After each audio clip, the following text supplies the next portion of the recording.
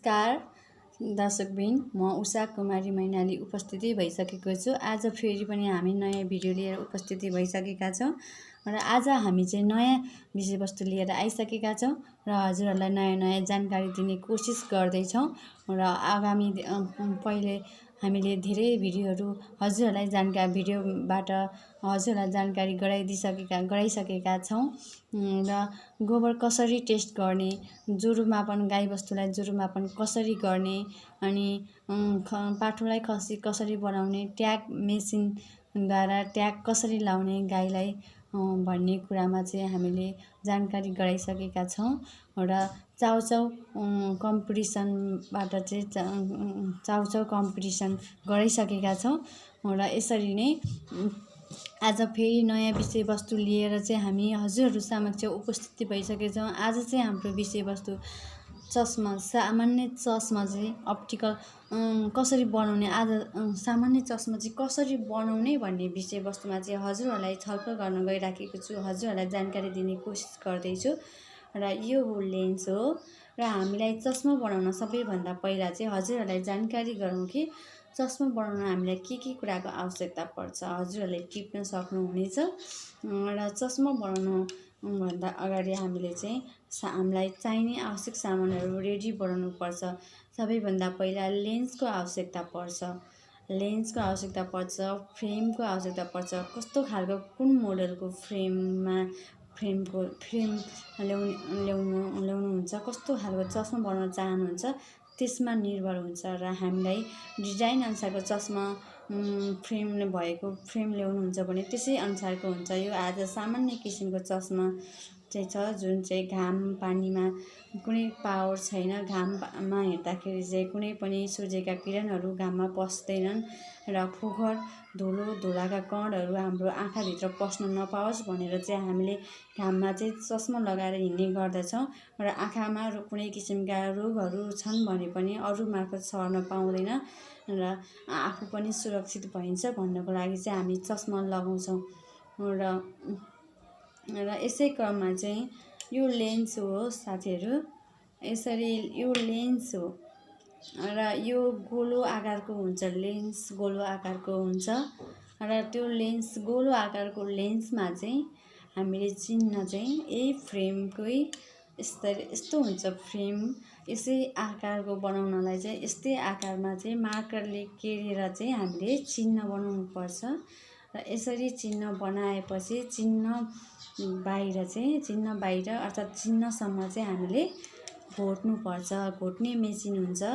हामीलाई आवश्यकता पर्ने सामानहरू चस्मा बनाउँदाखेरि चाहिँ आवश्यकता पर्ने सामग्रीहरू चाहिँ 1 फ्रेमको आवश्यकता पर्छ, 2 लेन्सको आवश्यकता पर्छ, 3 मेसिनको आवश्यकता पर्छ। यो 3टा कुराको आवश्यकता पर्छ। इलेक्ट्रिक हुन्छ जुन हामीलाई इलेक्ट्रोन मेसिन हो। इलेक्ट्रिक मेसिनद्वारा चाहिँ हामीले यो लेन्स घोट्ने गर्दछौँ। त्यसै क्रममा त्यसमा पानीहरू आवश्यकता पर्छ र त्यसै क्रममा चाहिँ हामीलाई एप्रोनहरू चस्माहरू लगाएर हामी सेफ भएर चाहिँ हामीले यो लेन्सलाई चाहिँ यसैमा चिन्ह लगाएर यही फ्रेम बराबर चिन्ह लगाएर चाहिँ चिन्हसम्म चाहिँ हामीले त्यो मेसिनमा यसरी सेप मिलाएर चाहिँ घोट्दै जानुपर्छ। घुमाउँदै यसरी चाहिँ हामीले यो लेन्स बराबर नहुन्जेलसम्म, यो लेन्समा फिटिङ नहुन्जेलसम्म घोट्दै जानुपर्छ। यसरी लेन्स बराबर भएर फिटिङ भयो भने हामीले घोट्न छोड्नुपर्छ र यसरी हामीले यो चस्मामा लगाएर चाहिँ यसरी चाहिँ टेस्ट गर्नुपर्छ र हामीले चस्मा लगाउँछौँ। हामीलाई डिजाइन अनुसारको कलरफुल चस्माहरू लगाउने अहिलेको फेसन, अहिलेको डिजाइन अनुसारको चस्मा लगाउने मन छ, इच्छा छ भने हामीले त्यसलाई कसरी बनाउने भन्ने विषयवस्तु पनि हामी जानकारी गर्न चाहन्छु र यसरी र यो कलरफुल अहिलेको डिजाइन अनुसारका चस्माहरूको मोडल, यो मोडलको चस्माहरू चाहिँ कसरी बनाउँछौँ। सबैभन्दा पहिला यो फ्रेमको डिजाइन हेर्नुहोस् साथीहरू, यो डिजाइन हेर्नुहोस्। यसमा नोज प्याड हुन्छ, नटहरू कसिएको हुन्छ र यसै बराबरको लेन्स चाहिँ यहाँ फिटिङ गरेर चाहिँ नोज प्याडलाई कसेर नटहरू कसेर चाहिँ यो फिनिसिङ गरेको हुन्छ। यो चस्मा फिनिसिङ गरिराखेको हुन्छ र यो कलरफुल लेन्स हो। यो लेन्सलाई चाहिँ त्यसै कलरफुल भएर आएको हुँदैन, यसलाई टिन्ट मेसिनद्वारा चाहिँ कलरफुल गर्नुपर्छ। हामीले कस्तो खालको कलर बनाउँछौँ त्यही टिन्ट मेसिनद्वारा चाहिँ हामीले चस्मालाई चाहिँ टिन्ट मेसिनद्वारा चाहिँ कलरफुल बनाउन सक्छौँ। र यो एउटा लेन्स हो। यो लेन्स पनि अघि नै भनेको जस्तै गरेर यो फ्रेम बराबरको आकार फ्रेमको आकारको बराबरको चाहिँ फ्रेमको आकारको जस्तै फ्रेमको बराबर साइजको चाहिँ लेन्सलाई घोर्दै गएपछि चाहिँ यसरी फिटिङ हुने अवस्थामा गएपछि चाहिँ नोज प्याडसहित नट बल्टो नट चाहिँ पेचकसद्वारा चाहिँ कसिएको हुन्छ र यसरी यो चस्मा नि यसरी फिनिसिङ भएको हुन्छ साथीहरू।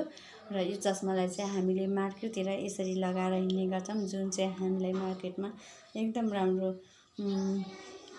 डिजाइन र मोडल देखिन सक्छौँ। यसरी चस्मा लगाएर हामी मार्केटमा घाममा हिँड्न सक्छौँ र हामी मोडल देखिन्छौँ। यसरी चाहिँ हामीलाई कस्तो डिजाइनको चस्मा बनाउनु खोज्नुहुन्छ त्यस्तै डिजाइनको बनाउन पहिला आवश्यक सामानहरू जुटाएर चाहिँ हजुरहरूले कोसिस गर्नु पक्कै पनि हुनेछ। र कोसिस गर्दाखेरि चाहिँ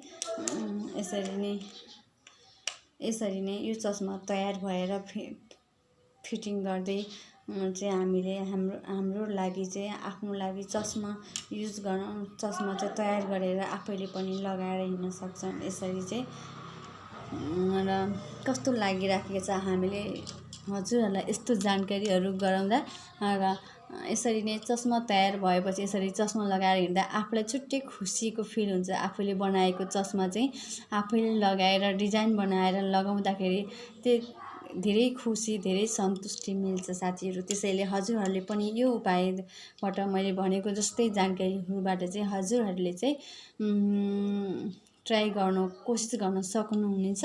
र यसरी चाहिँ हजुरले पनि आफ्नो जीवनमा चाहिँ खुसी सन्तुष्टिपूर्वक चाहिँ आफूलाई आवश्यकता पर्ने कामहरू आफैले नै घरमै बनाएर चाहिँ लगाएर हिँड्न सक्नुहुनेछ। आजको जानकारी हजुरहरूलाई कस्तो लाग्यो त्यसको लागि चाहिँ लाइक कमेन्ट सब्सक्राइब गर्न नबिर्सिनुहोला। र हस्, धन्यवाद साथीहरू।